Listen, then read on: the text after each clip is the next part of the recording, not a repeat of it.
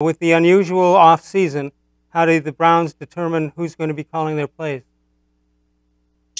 Well, I have to wonder if Kevin Stefanski, he said he already has a plan. He knows what the plan is. He just isn't going to announce it yet.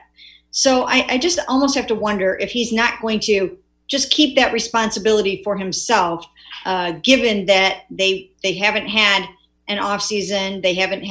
They're not going to have 4 preseason games to let Alex Van Pelt go out there and do it.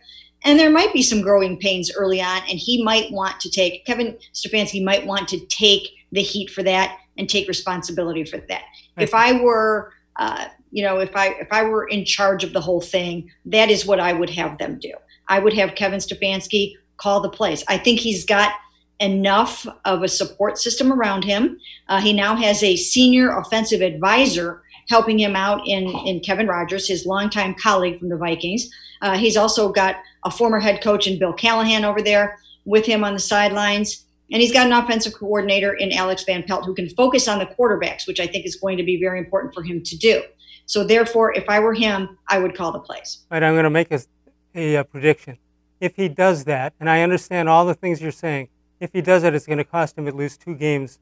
When a game is over, somebody's going to say, boy, the play calling and the clock management was terrible. And they'll do it on two of those games. And you will certainly be the first one to come and point out how the clock management was terrible, because you're so good at that. I am good at it. You're great. I've seen more clock management than anything in anything. It's unbelievable.